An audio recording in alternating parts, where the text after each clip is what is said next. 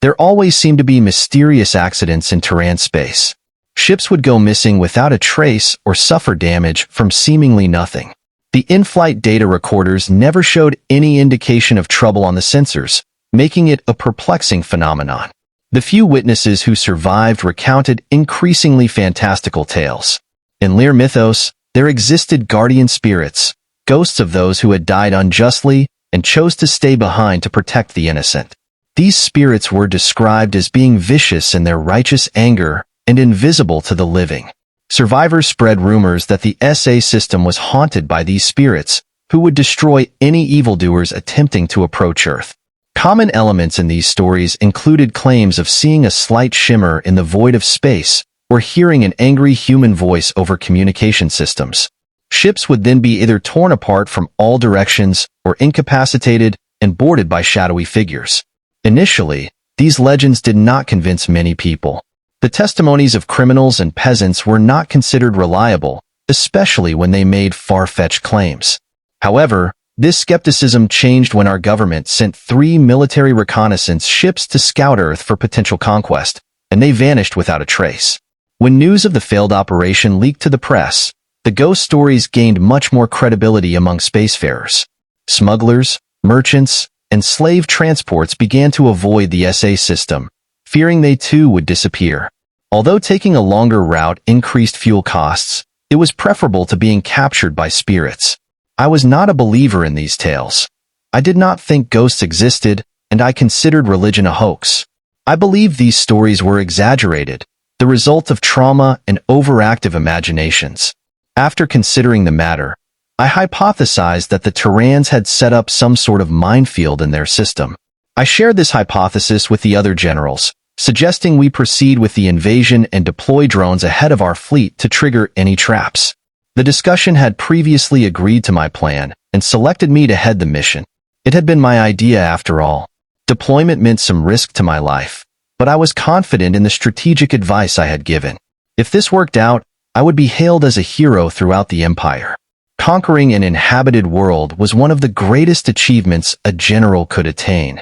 Our fleet spread out into an arc formation as we entered the SA system, and everything seemed to be going smoothly. I was on board the command vessel at the rear of the procession, relaying orders to the skirmishers. We unleashed a flurry of drones to lead the way, and sure enough, a series of explosions took them out. No vessels other than our own were in sight or on radar, which must have meant I was right about the mines.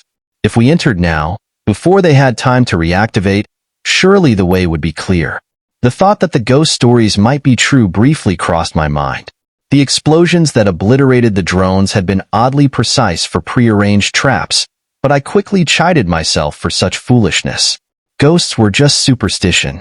I ordered the fleet onward. There was no sign of trouble, just an eerie silence. Something felt off, but I couldn't pinpoint what it was. Suddenly, communications with the frontline skirmishers were cut off. Our sensors detected an energy burst consistent with an electromagnetic pulse, seemingly originating from nowhere. Plasma bolts scorched our fighters from both flanks, disintegrating their hull plating and shielding. I could see the atmosphere venting from several now crippled spacecraft on the view report, but I could not see our attackers. "Shoot them," I barked at my weapons officer. "Shoot who?" he replied. "General, there's no hostiles on the targeting system to engage." Panic bubbled in my chest as I realized we had lost contact with the majority of our fleet in a matter of seconds. The most advanced warships in the Imperial fleet had been picked off with such ease by an invisible enemy. I couldn't fathom how this was possible, but supernatural forces seemed the only plausible explanation. I turned to order a retreat, but a powerful blast jolted the command ship. At that instant, the lights went out and the artificial gravity failed as the computer diverted all power to shields. I felt my feet float off the ground and tried to latch onto the desk to hold myself down. Even at maximum defense output, the shields were barely holding. Mind you, this was the Empire's flagship, designed to withstand the direct hit of a nuclear missile. The only thing that could penetrate our defenses would be sustained antimatter torpedo fire, but antimatter weapons were extremely rare and expensive to manufacture. What species would devote so much money and resources to weaponry? It was impractical. Now, Spirits, on the other hand, had no such financial limitations. Perhaps they could even summon state-of-the-art ghost ships at will. It was all starting to add up. I didn't think I could remain in denial much longer. The shields collapsed, and the latest antimatter volley connected with the engine room. Our attackers had known exactly where to aim, taking out central power and our warp drive. Weapons, navigation, communications, all offline. Only basic functions such as life support remained online, powered by the emergency generator. With shields no longer operational, the generator also trickled energy back to lighting and artificial gravity. I was already running when my feet slammed back onto the floor, calling out to abandoned ship. There were escape pods in the hangar. Our vessel was doomed, but perhaps a few of us could jet away and signal for help. Or at least, we could warn our command. Smoke seeped down as I hurried towards the hangar. As I dashed through the upper decks, I navigated a labyrinth of winding corridors and narrow stairwells. The evacuation route was poorly designed, and it seemed unlikely that the ship's creators ever anticipated it would be necessary. Coughing, I stumbled into the hangar, where a discordant grinding sound filled the air. Sparks flew from the airlock, etching faint orange lines into the metal, as if someone were attempting to create an incision point for boarding. The thought of who that might be sent a shudder down my spine. Taking a few steps forward, I signaled for my men to follow. Perhaps if we hurried, we could escape before they breached. However, any hopes of reaching the escape pods vanished as the airlock collapsed inward. There was no breaching tunnel to maintain the ship's pressurization, yet we could still breathe. All I saw were stars and a strange, shimmering effect, as though reality itself had been altered. Figures clad in black materialized out of thin air, pointing their weapons at us. The sheer terror nearly paralyzed me, but somehow I managed to move. Raising my arms high above my head, every muscle trembling, I tried to shout, "We surrender.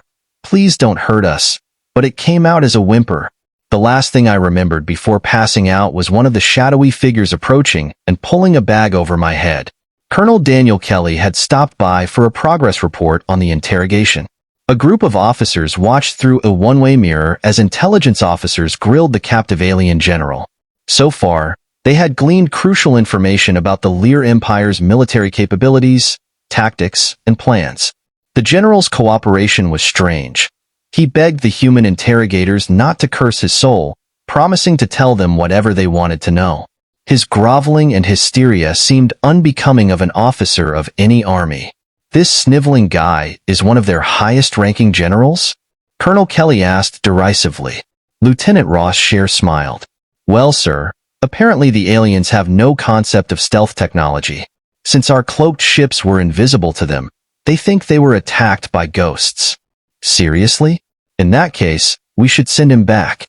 If he tells his buddies about the ghosts, maybe they'll call off the invasion. The colonel tapped on the glass twice, signaling the interrogators to exit the room. He stepped into the cell, eyeing the gray-skinned alien who cowered under his gaze. Well, it looks like today is your lucky day. We're going to send you home on one condition, Colonel Kelly said. The alien looked at him earnestly. I'll do anything. We have a message for the Empire, and we want you to relay it. Tell them in these exact words, stay the hell away from Earth. Back on the Lear homeworld, the Empire was in disarray.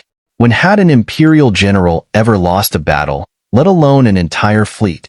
They possessed powerful technology and masterful tacticians. No one could rival their martial prowess, or so they had thought.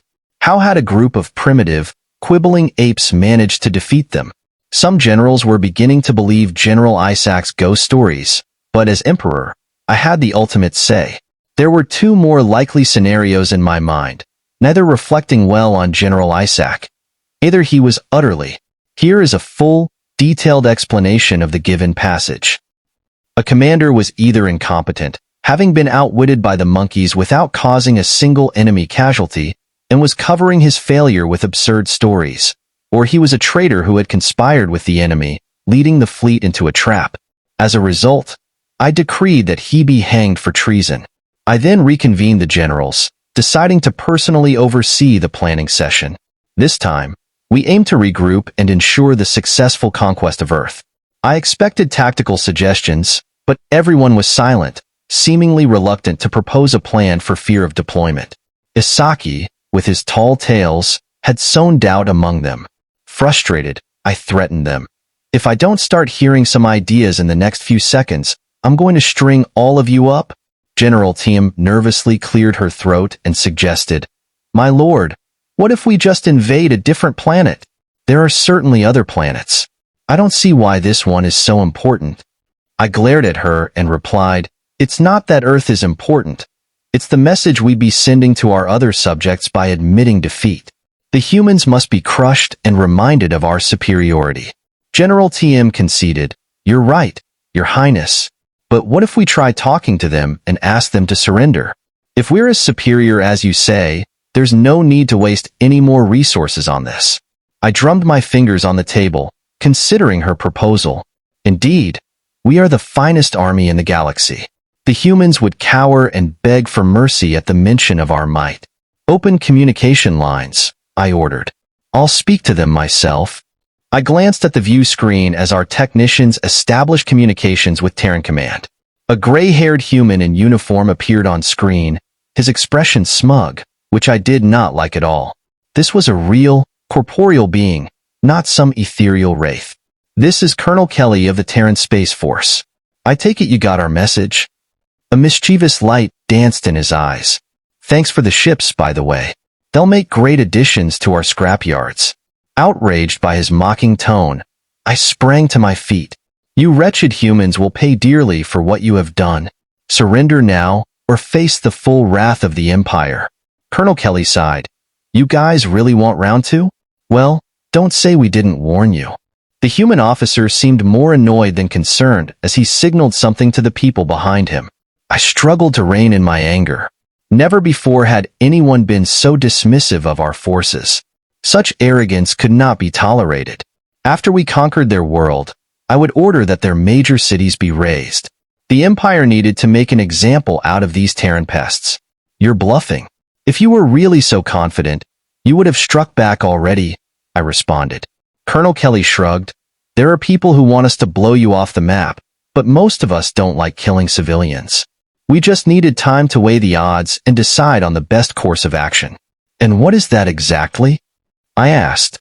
"Well, humanity just wants to be left alone, and it seems that the quickest way to do that is to eliminate you." "Ah, you dare to threaten the Emperor? My security fleet would obliterate you before you got within a parsec of this city." Yes, your security fleet. Why didn't we think of that?" Kelly's tone seemed sarcastic, though I wasn't too sure about human voice inflection. If this was an act, the colonel deserved a raise for his convincing performance. A quick glance around the room showed that his flippancy had further unsettled my generals, who had been listening in. Although I was confident that this man was merely posturing, I decided to review our intelligence on the Terran military. It wouldn't hurt to prepare countermeasures if they were indeed planning to attack our capital city. However, as I thumbed through the official dossier on Earth, I found surprisingly little information available about them. The government was composed of a coalition of regional states, often paralyzed by political disagreement. They had only one extraplanetary colony, located on the fourth planet in their system, which hosted a few small settlements. This setup wasn't particularly impressive, and our intelligence on their military capabilities was non-existent. It seemed implausible. Either the Terran were hiding their fleet exceptionally well, or anyone who had encountered it had not survived to report back. The only available accounts came from pirates and a failed general who claimed ghost ships roamed their system. This might have been a psychological tactic to deter us through rumors and deception. The entire Terran population was smaller than our conscripted soldiers, suggesting that, regardless of their weaponry, we could overpower them through sheer numbers alone. "Nice palace, by the way," Colonel Kelly remarked, interrupting my thoughts. Finally, a comment showing some level of respect. At least the humans could appreciate some of the Empire's creations. I offered a slight smile. "Thank you. Quite a fine work of Lear engineering. It's a shame you can only see this room. The exterior is absolutely stunning." "You're mistaken. I can see the outside just fine. Glass roofs, silver arches, lots of statues." I froze. There was no way the humans knew what the Grand Palace looked like from past experience. No Terran delegation had ever visited our sector. His wording implied he was viewing the palace from an aerial vantage point at this moment. Yet, not a single intrusion alarm had been triggered, nor had any patrol ship sent out a warning. How had they bypassed our defenses? Colonel Kelly chuckled at my reaction. Look up, Emperor. We could end you now, but I want your final sight to be our ships.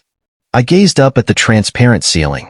All I could see was the empty amber sky and sunlight pouring in through the glass. But this serene view was a mirage. Hundreds of fighters appeared out of thin air as though conjured by magic. Seeing the fleet hovering over the palace, I knew my demise was imminent. Alarms finally sounded as the Terran ships made themselves visible, and our commanders scrambled to respond. But I knew it was too late. Their railguns were already powered up and aimed at our headquarters. "Any last words?" asked the colonel. "Perhaps you will cry and plead for your life as your general did. I doubt it will work, but you're welcome to try." I stared blankly at the gloating human officer. I took a deep breath, feeling the air fill my lungs for one of the last times. Collecting my thoughts was not easy under the circumstances, but I needed to maintain my composure. I would not give the humans the satisfaction of seeing my fear. An honorable death was all I could hope for. The Emperor bows to no one. My voice was calm and level despite the terror coursing through my veins. "I only wish to know how you did this, to understand those who bested us before I meet my end." Colonel Kelly's eyes darkened. "Our secret? We are one with the shadows." Those were the last words I heard as a blinding flash washed away my existence.